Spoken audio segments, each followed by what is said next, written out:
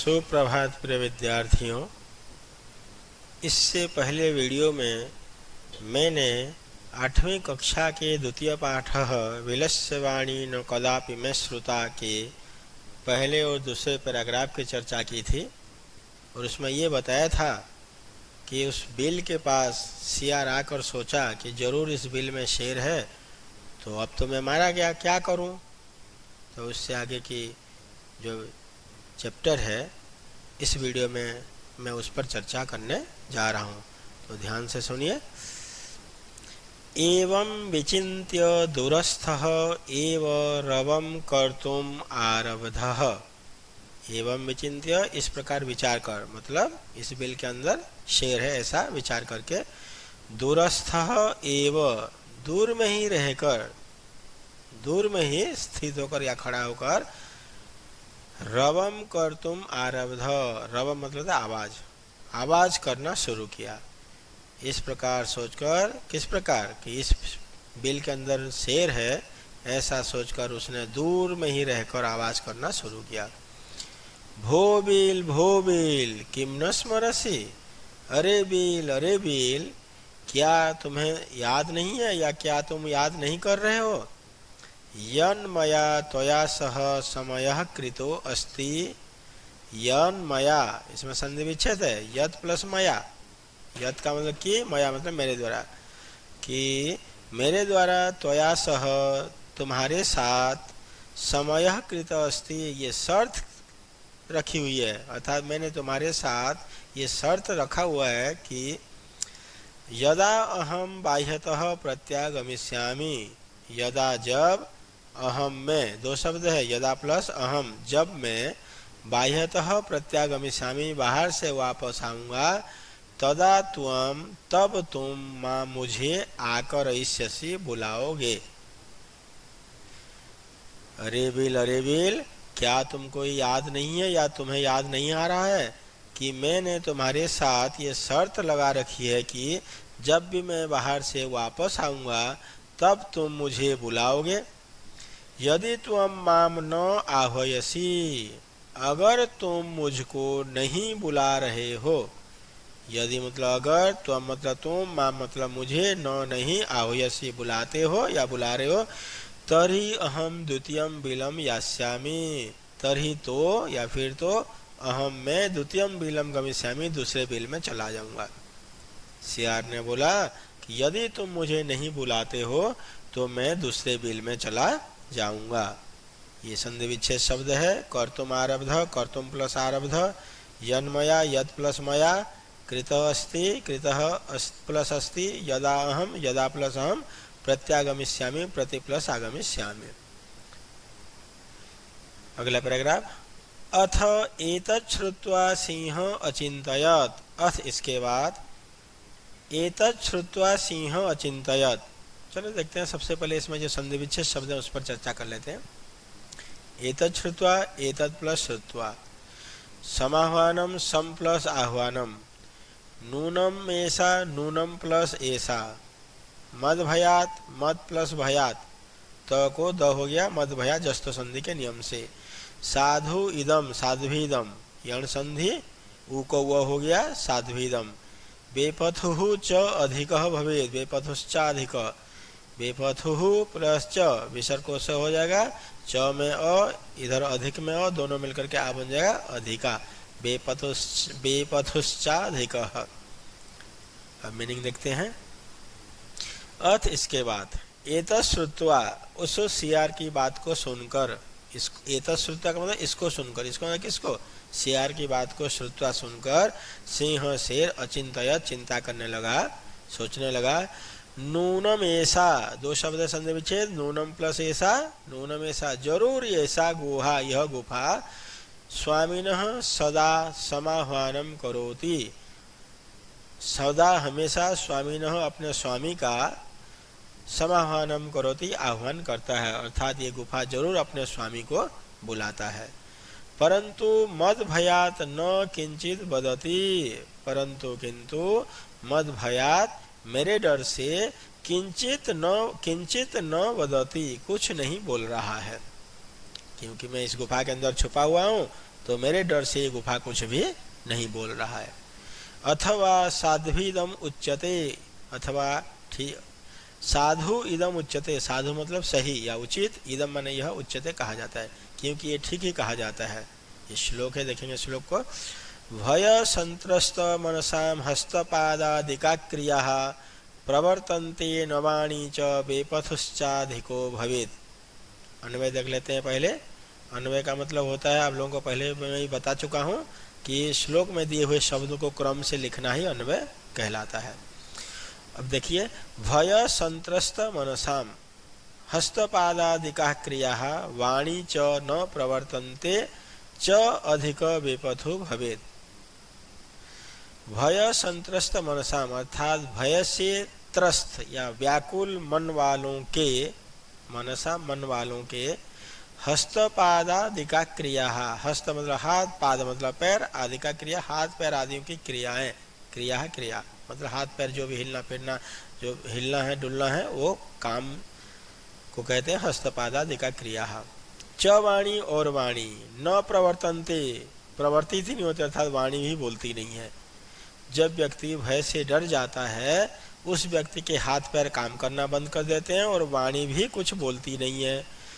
च अधिक और अधिक बेपथु भवेद, और बहुत ज्यादा केवल बेपथु भवेद, बहुत ज्यादा केवल कंपन ही होता रहता है, शरीर में केवल कंपन होता रहता है। बेपथु का मतलब कंपन, शरीर कांपने लग जाता है। जब भी कोई व्यक्ति किसी चीज से डर जाता है अर्थात भय से भयभीत मन वालों के हाथ पैर आदि काम नहीं करते हैं, वाणी भी कुछ बोलती नहीं है और केवल मात्र बहुत ज्यादा उनके शरीर में कंपन होता रहता है। चलिए नेक्स्ट। तदहम अस्य आह्वानम करोमि, तदहम संधि विच्छेद है, तत् प्लस अहम तदहम, इसलिए अस्य आह्वानम करोमि, मैं ही, अहम मैं, अस्य इसका आह्वानम करोमि आह्वान करता हूँ।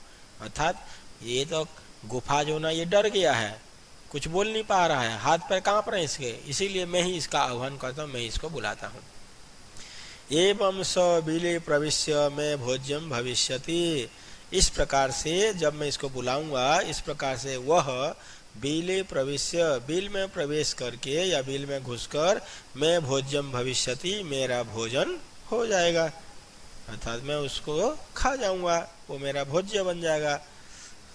इत्थम विचार्य सिंह सहसा श्रृगालस्य आह्वानम अकरोत्, इत्थम विचार्य इस प्रकार विचार करके सिंह शेर सहसा अचानक से श्रृगालस्य आह्वानम अकरोत्, सियार का आह्वान किया। इस प्रकार विचार कर शेर ने अचानक से सियार का आह्वान किया था, सियार को बुलाया।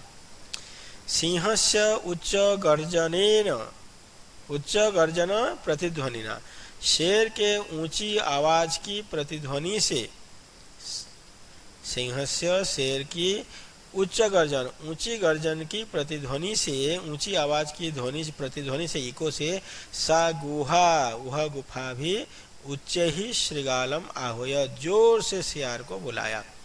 जब गुफा के अंदर शेर चिल्लाने लगा, जोर से बुलाने लगा, तो वह गुफा भी प्रतिध्वनित होकर के जोर से सियार को बुलाया। अनेन अन्ये अपि, संधि विच्छेद अन्य प्लस अपि, अनेन इससे दूसरे भी पशवः, दूसरे जानवर भी, अन्य पशवः अपि दूसरे जानवर भी भयभीता अभवन, भयभीत हो गए अर्थात डर गए। अभवन क्रियापद है, भू धातु लंग लकार प्रथम पुरुष बहुवचन, क्योंकि पशवः करता है ये, पशु पशु पशवः ये कर्तृपद है, अभवन क्रियापद है।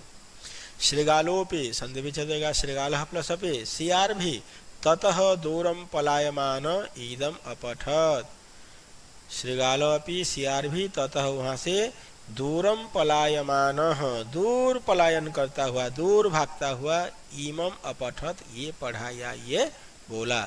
ततः श्रृगालः अपि, उसके बाद सियार भी दूरम पलायमान, दूर भागता हुआ, इमम अपठत ये पढ़ा। क्या पढ़ा श्लोक को देखेंगे अब। अनागतम यह कुरुते स शोभते स शोच्यते यो नो करोत्यनागतम वने अत्र संस्थस्य समागता जरा बिलस्य वाणी न कदापि मैं श्रुता। इसके अन्वय को देखते हैं पहले। यह अनागतम कुरुते स शोभते, यो अनागतम न करोति स शोच्यते, अत्र वने संस्तस्य जरा समागता, मैं कदापि बिलस्य वाणी न श्रुता। इस अन्वय के हिसाब से हम अर्थ को समझेंगे। यह जो आदमी अनागतम कुरुते, अनागत मतलब आने वाले कष्ट को या दुख को कुरुते सहन कर लेता है या उसको अपने जीवन में अपना लेता है, उसको सहन कर लेता है, सशोभते वही सुशोभित होता है। जो व्यक्ति आने वाले मुसीबत को मुकाबला करता है, मुसीबत का अच्छी तरह से डटकर मुकाबला करता है, सशोभते वही सुशोभित होता है, वही जीवन में खुश रहता है, प्रसन्न रहता है। और यो अनागतम न करोति, और जो आने वाली दुखों को सहन नहीं करता, उसका मुकाबला नहीं करता है, स सोचते वह शोक में रहता है, वह दुखी रहता है। अत्र वने संस्तस्य, यहाँ वन में रहते हुए, जरा समागता बुढ़ापा आ गया, इस वन में रहते हुए बुढ़ापा आ गया, मैं कदापि बिलस्य वाणी न सुता, मैंने कभी भी बिल की आवाज नहीं सुनी।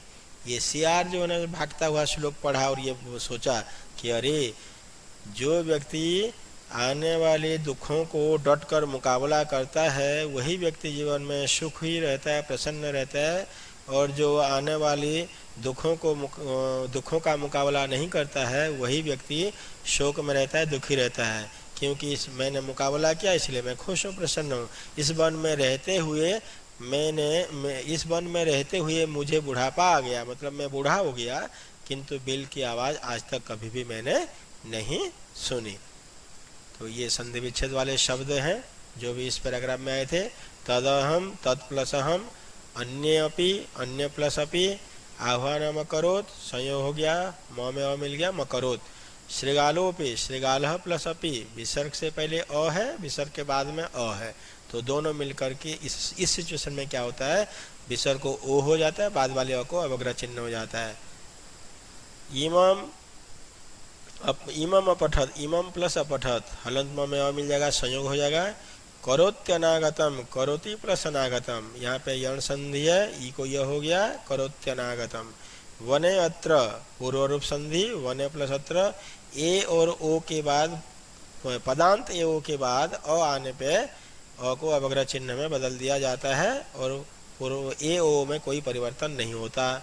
तो वने में ए है, अंतिम अक्षर ए है, और इधर अ है, तो यहाँ पे ए में कोई चेंज नहीं होगा, सिर्फ अ को अवग्रह चिन्ह में बदल दिया जाता है। समागता, सम प्लस आगता, कदापि, कदा प्लस अपि, दीर्घ संधि। शब्दार्थ कुछ 3-4 मैंने मुख्य कठिन शब्द निकाले यहाँ पे। भोज्यम, खाने योग्य, अनागतम, आने वाले दुख को, जरा मतलब बुढ़ापा। तो प्रिय विद्यार्थियों, अगर मेरा ये वीडियो आप सबको पसंद आया तो इसको लाइक कीजिए, शेयर कीजिए और इसको सब्सक्राइब कीजिए, जिससे कि आने वाले सभी के सभी वीडियो आप सबको समय पर मिल सकें। थैंक यू, धन्यवाद। जय तो भारतम, जय तो संस्कृतम।